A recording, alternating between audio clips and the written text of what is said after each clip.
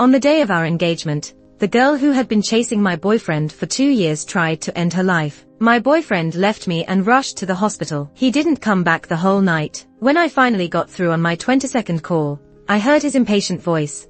"Tiffany, can't you be more understanding? Vincent and I have known each other since we were kids. Our families are close and we were neighbors. We attended the same schools and even got into the same university. During our freshman winter break, Vincent confessed to me on New Year's Eve. He said he had waited for this day and begged me to be with him, promising he'd treat me well forever. All our friends cheered us on. I cried like a fool and finally told him I had been waiting for this day too. Then I ran into his arms and kissed him hard. Our families were already on board with our relationship, so they were happy for us too. Things changed during our sophomore year. At the first year orientation, Vincent, being an outstanding sophomore, gave a speech. Vincent was the heartthrob of the school. No doubt he was good looking. As soon as he took the stage, many girls began whispering about him. I watched from the side, feeling a bit helpless, and decided to wait for him outside. I sat outside for a while when 2 guys approached and asked for my number. Coincidentally, Vincent was the heartthrob, and I was the campus belle. I was confident in my looks. "She has a boyfriend." Vincent's voice came from behind me, and the 2 guys went red in the face, apologizing repeatedly before leaving. Vincent didn't look happy. I smiled and linked my arm with his. "Come on, what do you want for dinner?" "My treat." Vincent pinched my chin. "How about I lock you up at home so no one else can see you?" "Imprisonment? No way, that's too kinky." Vincent laughed, then kissed me hard on the cheek, asserting his ownership. I pushed him away, just in time to see a girl standing behind him. She was staring at us, looking shocked, holding a piece of paper, like she had been caught off guard. Vincent followed my gaze, but didn't pay attention to her. He held my hand and left. I saw that girl again, during the student council recruitment. I remembered her, because people said she looked a bit like me. Yes, it was Vincent who said that. After Vincent pulled me away that day, he glanced back. "That girl looks kinda like you, but she's not as pretty." At the recruitment, my roommate and best friend also mentioned it. She said, "That short-haired girl's eyes look a bit like yours, and she has a tear mole at the corner of her right eye." She sighed and added that girls with tear moles often have rocky love lives. Not sure if that's true or not. Then she looked at me and contradicted herself, saying I proved it's not true. In the second semester of our junior year, Vincent insisted on throwing a birthday party. I had been busy preparing for grad school exams, so I rarely attended events. Vincent specially invited old classmates from our town to help me relax. But on the day of the party, Vincent brought someone. I exchanged looks with my best friend. We both recognized the girl. She was the one people said had eyes like mine. Vincent introduced her as his junior named Helen. They had met during a hiking event. Vincent loved outdoor activities, and so did Helen. They got to know each other through occasional encounters. My best friend raised an eyebrow in displeasure. "What a nice name." Helen's face stiffened, and she didn't say anything. Vincent's expression changed immediately. He never liked my best friend, thought she was tactless. Dinner wasn't very cheerful. I didn't say much, and Vincent kept piling food onto my plate, even getting the ginger I disliked. He used to be thoughtful and pick it out, but today it was clear he was distracted. On the way back to the dorm, Vincent asked if I was unhappy. I nodded directly, saying he shouldn't have been rude to my best friend. The tactless one wasn't her. Vincent held my hand and explained he didn't actually invite Helen. She found out from his call and brought him a gift. He didn't know how to refuse, so out of politeness, he brought her to the party. I looked at Vincent flatly. Did he really believe such a lame excuse? Vincent showed me a heart-shaped keychain, saying it was Helen's gift, and she wished for our eternal happiness. Vincent said he initially didn't want to take it, but accepted it as a blessing for us. Vincent's sincere eyes and his promise to apologize to my best friend only if I wouldn't be mad made me relent. I didn't ask much. I just wanted him to set boundaries with Helen. They needed a sense of propriety. But despite this, rumors started flying. First, there was a post on the school forum accusing Helen of being a homewrecker, interfering with my relationship with Vincent. Vincent and I were a well-known couple on campus, so it caused a huge stir. Then someone dug up that they had matching items. Vincent's keychain and Helen's phone charm were identical. Everyone knew Vincent, and I had a long-standing relationship, so public opinion immediately targeted Helen. I glanced at the comments. They were all nasty. My best friend looked at me seriously, warning me not to take it lightly. She said I should squash that homewrecker for good. I was speechless. It wasn't about that. It depended on Vincent. From the start, I stayed silent, focusing on my exams. Love and men are plentiful, but youth is fleeting. I knew what to prioritize. In the end, it was Helen who approached me first. She cried, her eyes red and swollen, saying her life and studies were affected. She begged me to clear things up, swearing she did nothing wrong. Frustrated, I rubbed my temples and told her I had no time for this. As I walked away, I called another close friend of mine, a computer science major, and asked for a favor. He worked fast and found the IP address of the anonymous post that very night. I found Vincent and told him Helen orchestrated everything herself. But Vincent looked at me, conflicted. Tiffany, you investigated her. Shouldn't I? So, what are you going to do? Report her? Helen just likes me and got a bit carried away. She didn't think it through. I was stunned, not understanding this side of Vincent. Tiffany, this doesn't really affect you. It's Helen who's getting hurt here. Let's just drop it, okay? I stared at Vincent for a long moment and then smiled faintly. All right. If you think it can be over, then fine. Vincent seemed relieved and moved to hug me, but I stepped back. Vincent, just because someone's vulnerable doesn't make them right. This is about principles and character. You may be able to let it go, but I can't. Vincent got frustrated. Then what do you want to do? I frowned. Handle it yourself. If you can't manage this, then let's break up. We were in a cold war for an entire semester. I heard Vincent did cut ties with Helen, and she rented an off-campus place and hardly came around when there were no classes. Though this matter faded over time, something seemed to be slowly changing between Vincent and me. When I got into grad school, my mom called me home. I went downstairs to find Vincent waiting for me. On the way home, I stayed silent while Vincent glanced at me occasionally as he drove. At home, our parents announced their plans to engage us. Vincent had also taken the grad school exams, but didn't pass this year, even though he always outperformed me academically. Something must have affected him. My parents comforted him, saying he could try again next year. Meanwhile, Vincent's parents kept telling me that grad school could wait, but marriage couldn't. After dinner, I spaced out in the yard alone. Vincent draped a coat over my shoulders and said it was getting cold. I turned to him. Do you really want to get engaged? Of course, Vincent, we're not kids anymore. We have to consider the consequences and take responsibility. Tiffany, I've never thought of marrying anyone else. You're the only one for me. His words sounded nice, but he still let me down. On the day of our engagement, Vincent got a call. He said Helen had slit her wrists and was in the hospital. I stopped him, saying Helen had doctors, but I needed him at the engagement. After a stunned silence, he told me to be good, that he'd just check on her and come right back if everything was fine. And just like that, Vincent left me and all our guests behind. It was like a scene from my favorite show. I once snuggled with Vincent, mocking the bride, saying the unchosen one was the real third wheel. Vincent would kiss my eyes back then, huskily telling me to marry him soon. But now, I realized I wasn't the main character. It took me nearly an hour to calm down. Though my heart ached, I still politely bid the guests farewell, explaining Vincent had an important lab project that would affect his future if missed. I didn't know if anyone believed me,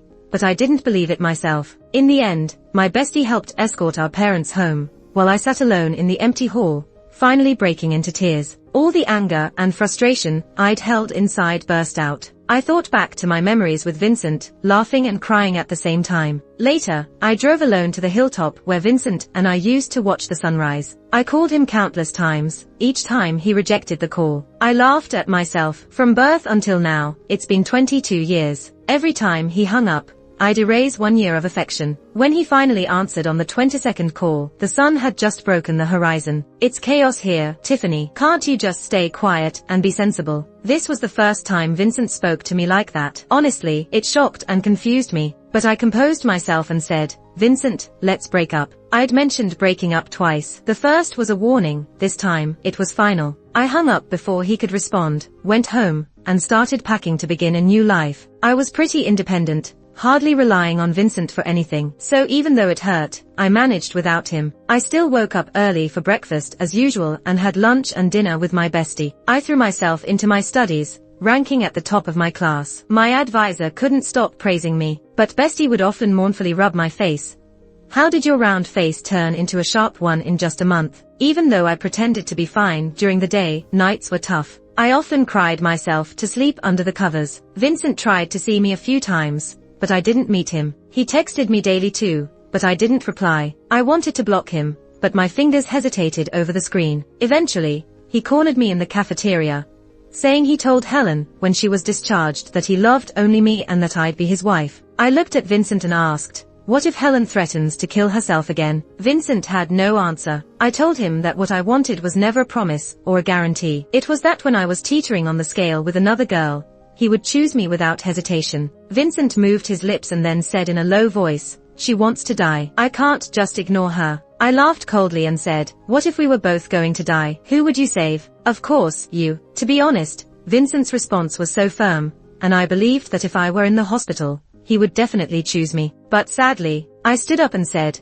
Vincent, my love and husband shouldn't come from a life threat. Vincent probably didn't know that on our engagement day, when he chose to leave, I had already fallen from the scale, completely bruised. After that day, I broke up with Vincent completely. He knew my temper and didn't pester me, just studied even harder for his second exam, while I buried myself in my studies. I didn't block him, not because I couldn't let go, but because I had let go and didn't see a need for it. It was late autumn, and our school had a path lined with maple trees on both sides. Every time this season came, Vincent would take my hand and walk down the path slowly. He said that even after we got married, we would come back every year, and later we would bring our kids, and when we were old, we would support each other and come here. But we never got to that point. I sat alone under the maple tree. The late autumn season always brought extra sadness. In the evening, my best friend found me and said it was her birthday, and asked me to have dinner with her. Damn it, I actually forgot. We had known each other since childhood, and were neighbors to my uncle. When I was in elementary school, my parents were often not at home,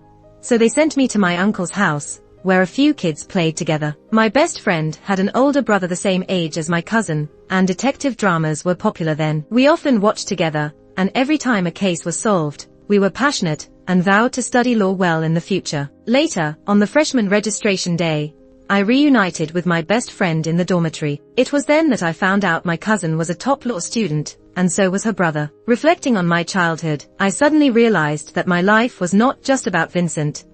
I had friends and family and childhood dreams and goals. Unconsciously, I had been led to the restaurant by my best friend. I thought it would just be the two of us today, but as soon as we walked in, we were drawn by the noise coming from a private room. Instinctively, I turned my head, and my mind buzzed. The private room door was half open, and what I saw was Vincent and Helen kissing. Have they no shame? My best friend, livid with anger, grabbed a bottle of wine from a nearby table and charged towards them. I quickly hugged her. Jessica, don't act impulsively. It wasn't that I was kind-hearted. We were law students, and getting a record for fighting could affect our future careers. But Jessica, straightforward by nature, couldn't stand seeing me wronged. Our commotion drew the attention of the people in the private room. Vincent, seeing me, panicked and pushed Helen away. Tiffany. He ran out toward me, and I feared Jessica might really hit him with the bottle. So I shouted, stay away from us. But Jessica was furious. She raised the bottle towards Vincent. You scumbag. If I have to get detained today, I'll do it. Jessica, it's over. He's not worth it. What do you mean, not worth it? As soon as I finished speaking, Helen also walked out of the room. Her lips were swollen red, and she looked at me mockingly. Senior, aren't you being too harsh? Vincent and I are legitimately dating. Jessica yelled, legitimate? You homewrecker. You know damn well what underhanded tricks you pulled. Helen's face flickered with anger, but quickly smiled at my best friend. Senior, you've never liked me. What now? You wanna hit me? Aren't you studying law? Aren't you afraid I'll sue you if you hit me? Shut up. I screamed and then looked at Vincent. Aren't you going to pull her away? Realizing the tension, Vincent grabbed Helen's arm, but Helen seemed determined to provoke my best friend. She brushed off Vincent's hand and pointed at her head towards Jessica. Come on, go ahead, hit me. Don't hold back. You know, senior, it's pathetic. I heard you chased after a senior for years and still got rejected. Isn't that pathetic and cheap? Initially, I wanted to defuse the situation, but seeing my best friend suffer, I couldn't hold back. You're full of crap. I snapped, grabbed the bottle from Jessica, and threw it at Helen. With a thud, Vincent blocked in front of Helen. The bottle hit his shoulder, and it felt like it hit my heart. That moment, I truly felt what it meant to be heart-wrenching. Finally, between us, he chose Helen. Helen was momentarily stunned, then hurriedly called her friends in the room to call the police. Vincent pushed her away and yelled, I dare anyone to call the police. Turning to me, he said, Tiffany, don't be afraid. I won't let them call the police. He tried to grab my hand, but I stepped back. I pointed the bottle at Helen. Bitch. I'm not afraid of you calling the police. But if you insult Jessica one more time, I swear I'll ruin you. Helen was genuinely frightened. She didn't expect me to actually do something. Jessica was also shocked, holding my hand, now trying to calm me down. I didn't calm down. I don't care if I never become a lawyer. I can fend for myself, unlike some who only get by seducing men. Jessica hugged me, moved, saying she could support me for life. After this incident, we decided not to dine there. We were leaving, but Vincent, seemingly possessed, ignored the sobbing Helen and clung to my wrist, asking me to listen to his explanation. In the middle of the standoff, a large, defined hand grabbed onto Vincent's. Bro, you need to let go. I froze, looked up at the person, and heard my best friend shout bro in my ear. It was my best friend's older brother, Ethan, the golden child from everyone's stories. He was smart, good-looking, had a great personality, and came from a good family. I hadn't seen him in years. He had grown from that sunny boy I remembered into a mature man. He pried Vincent's hand off and smiled at me. Tiffany, long time no see. I was stunned for a moment, but then responded, Ethan, long time no see. These were the names we used when we played house as kids. I was the lawyer, and he was the client seeking help. He was 5 years older than me. I remember he and my cousin often made us cry, then sat nearby watching our favorite shows with us. For some reason, as childish as it was, they enjoyed it. Memories flooded in like a tidal wave. Seeing him again, after all these years, he stayed impressive, while my life was a wreck. Tiffany, who is he? Vincent sensed something was wrong in a moment, just like before. He was always wary of any guys around me. What does it have to do with you? Tiffany, let's go. I didn't give Vincent a chance to say more. Grabbed my best friend and Ethan and left. I thought my birthday party was ruined, but we ended up in Ethan's car. We got to a new restaurant, and after a few words, my cousin Alex lost his temper, rolling up his sleeves to deal with Vincent. I held him back and looked at Ethan. Say something. What if he really goes and hits him? Ethan calmly took a sip of water. Let him go. I'll defend him in court. In the end, I stopped Alex, but he kept ranting at me. He always thought Vincent was bad news and couldn't understand why I chose him when I had so many good guys around me. Talking about it, Alex suddenly looked at Ethan, then at me. I had no idea what he was up to. His gaze gave me chills. Bro, if you have something to say, just say it, alright? Tiffany, if your eyesight isn't messed up, why can't you see such an excellent guy? Pointing at Ethan, Alex said, you're heartbroken. He's single. Why don't you two get together? I choked on my soup, Ethan and my best friend patting me on the back. Ethan glared at Alex. Can you be serious for once? Serious? I'm doing this for you. You're almost 30. Hanging out with me all the time. What are you thinking? I bet if you don't find a girlfriend soon, your mom will make me her daughter-in-law. I coughed even harder. My best friend's phone rang. She waved the screen at Ethan. I thought it was a warm mother-daughter birthday call, but I was wrong. Within 5 sentences, the conversation shifted to Ethan. The phone was loud. I could hear her mom complaining, saying the neighbor's granddaughter was already 2 and adorable, but her son only cared about work, and she didn't know when she'd have a grandchild. Ethan showed no emotion, calmly eating, until his mom asked in a low voice, Jessica, your brother doesn't like Alex, does he? Afterwards, none of us mentioned Vincent again. We reminisced about childhood memories, and the atmosphere was surprisingly good. Even though I still felt sad at times, having my family and friends around made me happier overall. After the meal, we were reluctant to part. Ethan and Alex drove us back to school. On the way, they told us to study hard, promising to hire us at their law firm after graduation. My best friend noted that she wasn't as smart as me, pointing out we both trained under Ethan's mentor. I remembered Alex and Ethan were top students of my professor, who still mentioned them often. They were impressive, becoming well known in their field not long after graduating. Recently, they both became senior partners at their firm, rising stars in the industry. Back in the dorm, after washing up, I received a message. Don't overthink. Get some rest. See you tomorrow. I was surprised. It was Ethan's Instagram, but I hadn't added him as a friend. I looked at my best friend coming out of the bathroom, and remembered leaving my phone on the table during dinner. I quickly figured out what happened. My best friend, sensing my gaze, awkwardly looked out the window. Wow, it's really dark outside. Jessica, I jumped out of bed to grab her. She apologized. Tiffany, I was worried about my brother. You heard my mom. She's after both of us now. Please, just help me out. Seeing my stare, she smiled warmly. Tiffany, I think Alex is right. Don't you think you and my brother are a great match? She sat next to me, listing our compatibility. She noted how we both looked good, had the same major, and grew up together. Suddenly, she seemed sad. I asked what was wrong. She admitted seeing Vincent with Helen several times, but didn't tell me to spare my feelings. She felt guilty, thinking she should have told me earlier or avoided tonight's restaurant. Crying, she hugged me, saying I deserved better and Vincent and Helen had no right to treat me like that. We hugged and for the first time, I cried out loud. Yes, how could they? The next day, when I went to see my advisor, my eyes were as puffy as a goldfish. I thought no one else would be around, so I didn't care much about my appearance. But the moment I pushed open the office door, I wanted to sink into the ground, because not only was my advisor there, but Ethan was there too. And then it hit me. I remembered he said see you tomorrow yesterday, but I was too busy chatting with my bestie and totally forgot about it. God, could this get any more awkward? Perfect timing. Tiffany's here, my advisor said. Ethan, didn't you say you were short-handed? Let Tiffany be your assistant. I was stunned. Before my brain could catch up, Ethan smiled and nodded. I couldn't ask for more, but I'm not sure if the great lawyer Tiffany would grace us with her presence. Apparently, the law firm had too many cases recently, and some were pretty tough. Ethan came to see my advisor to ask if there were any suitable juniors to recruit. Naturally, as the advisor's star pupil, I was the obvious choice. Ethan moved fast. By the afternoon, he had delivered a huge stack of documents for me. Since I had to go through some paperwork with the school to officially join the firm, Ethan let me familiarize myself with the material first. It seemed he had just come from the firm, still in work clothes. Navy blue shirt, black dress pants, gold-rimmed glasses perched on his nose, different from his casual look at dinner the day before,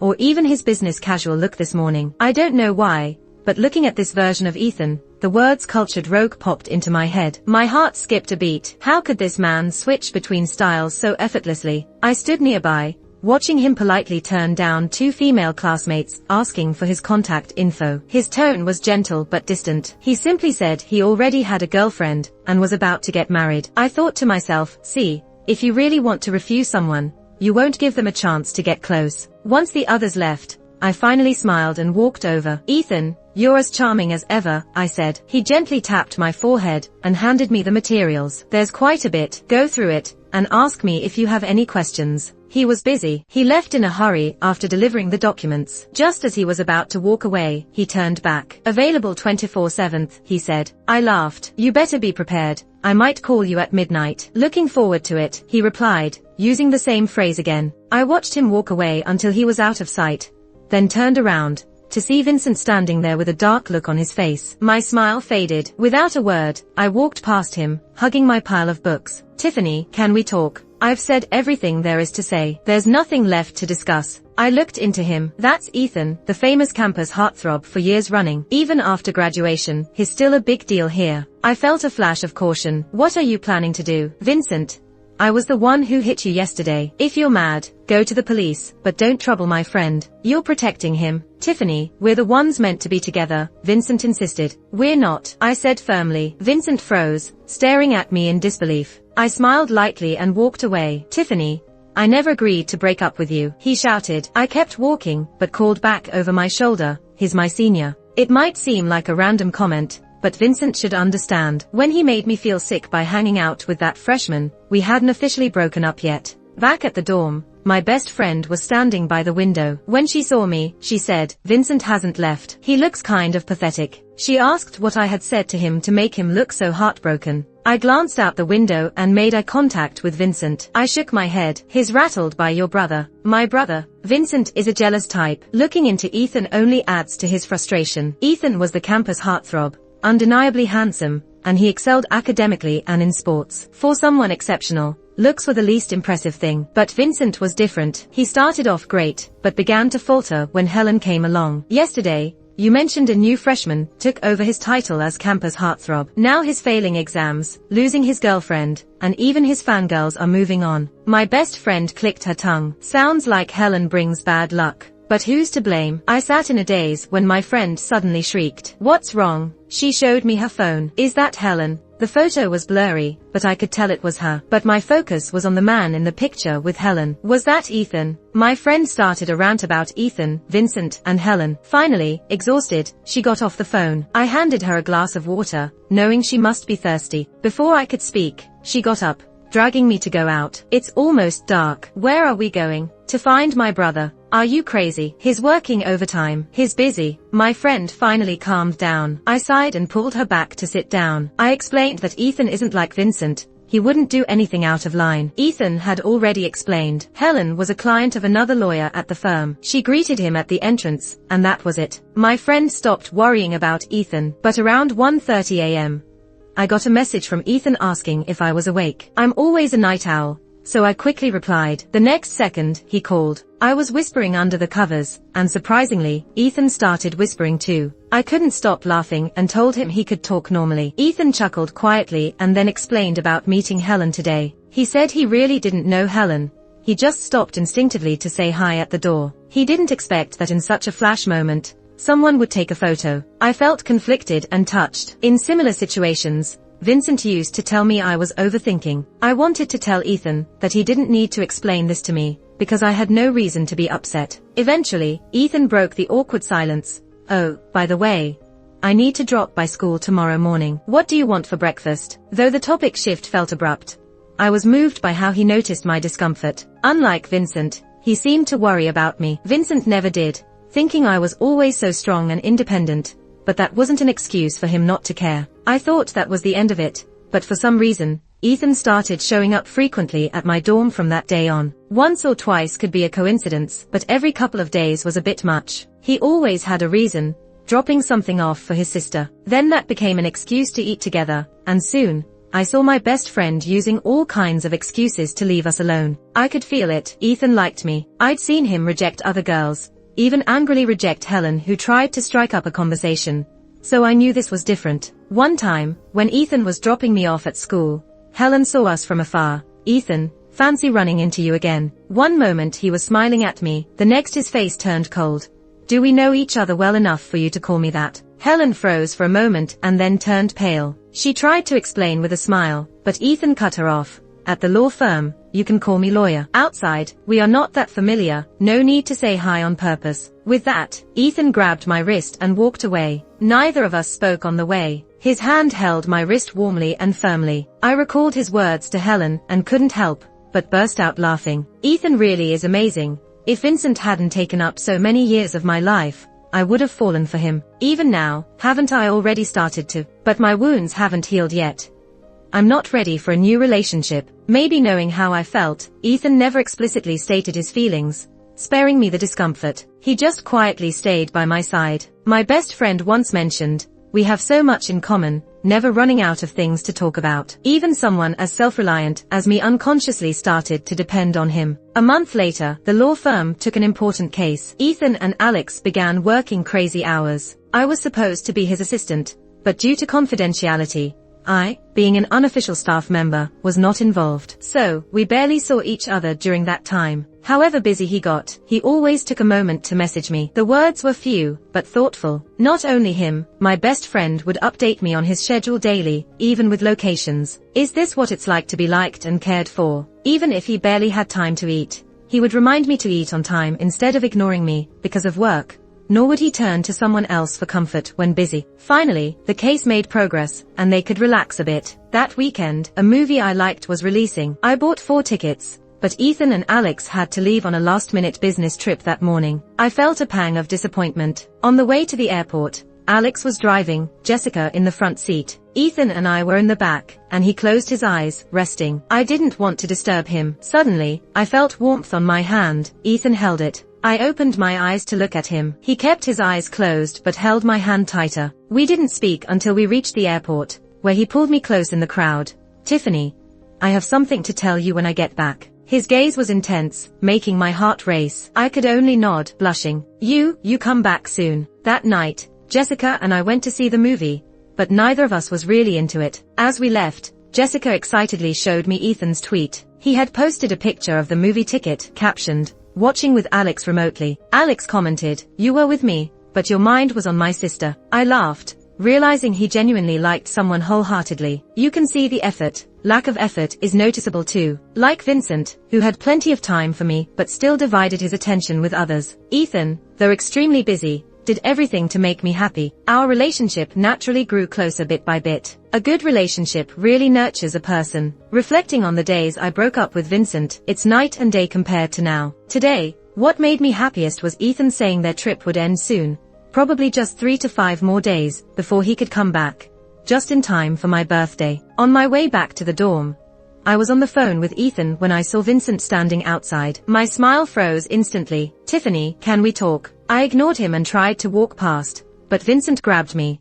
"There's really nothing between Helen and me. That day was just me being drunk. Her eyes remind me of you, and with the alcohol." "Vincent, stop saying she looks like me, it disgusts me." "Tiffany, don't be like this. I know I was wrong. Please give me a chance. Let's start over." I agreed firmly. Vincent's face lit up with joy for a moment. He stepped forward to hug me, but I dodged him. "Vincent, if you can turn back time, if you can make everything go back to before it happened, I'll forgive you." Maybe my expression was too cold because Vincent looked heartbroken. "Tiffany, have you fallen for Ethan?" Lately, there were a lot of rumors at school about Ethan and me. Everybody thought we were together. Because Vincent had betrayed me before, people felt I finally found happiness and blessed me. I didn't bother to clarify. Vincent got angry seeing me not respond. He grabbed my wrist tightly, shouting, "What does Ethan have that I don't?" I stared at him for a while. "In every way, he's better than you." Vincent was stunned. It seemed he didn't expect me to say that. "Tiffany, that's so heartless." "Really? Is it more heartless than what you did? Compared to you being ambiguous with another girl, while still with me,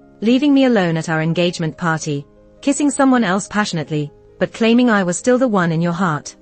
I think you take the prize." I mentioned the engagement party, making Vincent close his eyes in pain. Maybe it was the thing he least wanted to remember. I recalled several times during that period. He tried to explain that Helen was too dependent on him, while I was too independent. He found the sense of being admired and needed in Helen, but I didn't need him and was even stronger than him in many cases. I found it extremely funny. My drive and efforts were his reasons for cheating. I didn't want to get entangled with him anymore, so I turned to go upstairs. Vincent pulled me back. "Tiffany, is Ethan that great? Better than our 20+ years of feelings?" I didn't turn back, but replied loudly, "Vincent, Ethan is that great. Did you ever think that you aren't admired and needed because you're too weak? Why doesn't Ethan feel that way? Because he's confident, strong, and worthy." After saying that, I walked into the dorm building, but when I picked up my phone, I realized the person on the other end hadn't hung up. I tentatively put the phone to my ear.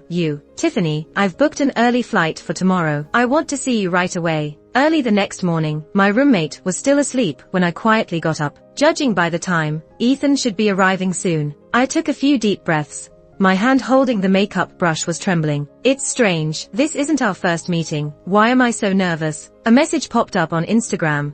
"I'll be at the school in 30 minutes. I was stunned. How is he so fast? No time for makeup.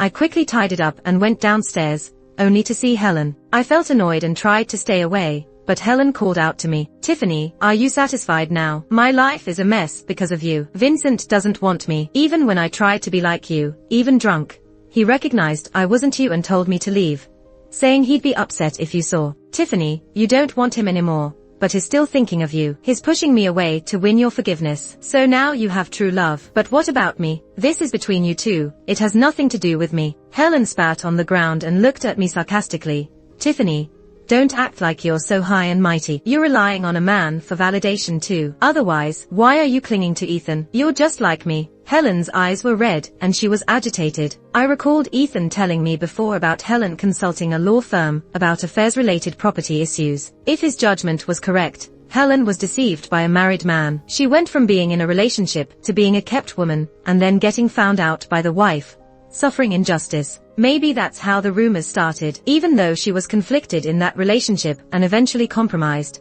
she was still half a victim, gaining some sympathy. But later, she ruined my relationship with Vincent. She knowingly became a homewrecker, so she became infamous at school. She thought her situation was all because of me, deepening her animosity. I considered her just a stimulated person. It's better to stay away from someone with such a twisted mindset, just in case something happens. I checked the time. Ethan should be arriving soon. I started walking in the opposite direction from Helen, but I suddenly heard her hurried footsteps behind me. Instinctively, I turned around, just in time to see a shadow rush forward.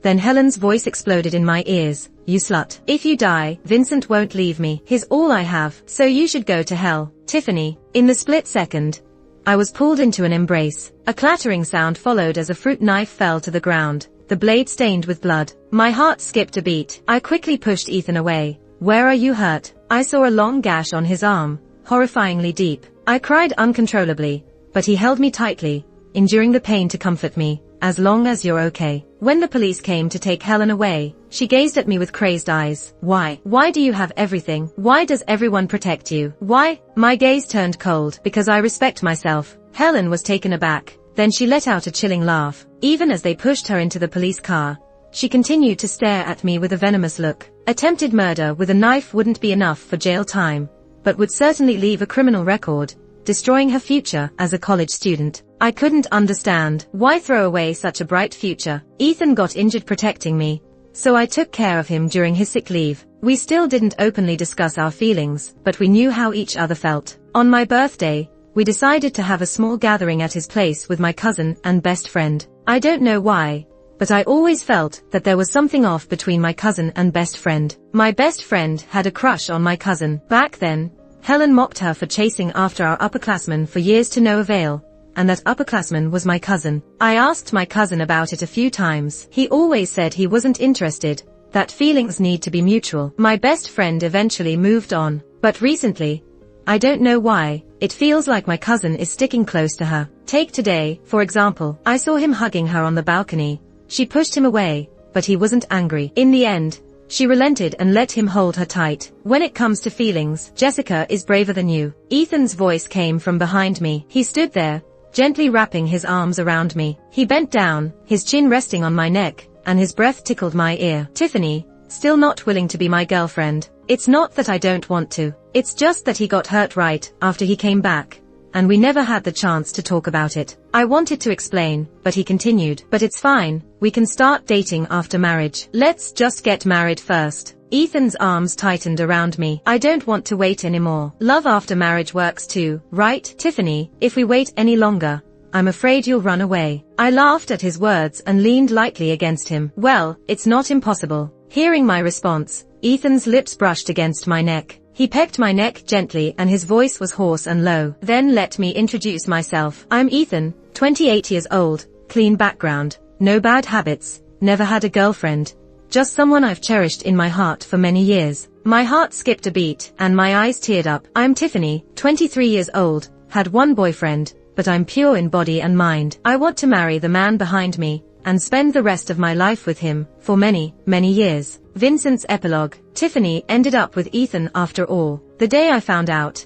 I went looking for Tiffany, but couldn't bring myself to talk to her. I watched from afar as Ethan walked with her, and the smile on her face was one I'd never seen before. I never liked Helen. I just enjoyed the flirtation, the admiration from a weaker woman. I know I hurt Tiffany. Someone with her stubborn personality will never forgive me. Maybe seeing my state, my family arranged for me to manage a branch abroad. During that year abroad, I missed Tiffany every moment. If I hadn't been so foolish back then, we might already be married. A year later, I heard about Tiffany and Ethan's wedding and returned home. I didn't receive an invitation, but I still went to the venue. I left a gift at the reception without signing my name. The gift was a pair of wedding rings designed by Tiffany's favorite designer. She once said, when we got married, we had to wear these rings. Unfortunately, I bought them, but no one cares anymore. I sat in a corner with a baseball cap on, watching the bride throw her bouquet. Tiffany didn't throw it. She solemnly handed it to Jessica. The two best friends hugged and cried tears of joy. That's the girl I love, always excellent and kind. It wasn't until the bride and groom's kiss that a sharp pain hit my heart, and I couldn't stay any longer. I secretly took a photo with my phone. My Tiffany, she looks so beautiful in a wedding dress. I couldn't help but think back to our engagement day, when her smile faded into disappointment. She had given me a chance, but I didn't cherish it. I destroyed my own happiness for another woman. Back home, Dad asked how long I'd stay at the branch. I said indefinitely. Looking at the smiling face on my phone's wallpaper, I made my decision. The day I left, a doctor friend informed me that Helen had harmed herself again. To force me back, she became increasingly desperate. I thought, if I hadn't been so indecisive, she might have given up long ago, and our lives wouldn't be like this. As the boarding announcement echoed through the terminal, I took one last look back as I stepped onto the plane. I realized I had made the wrong choice. I had truly lost Tiffany forever.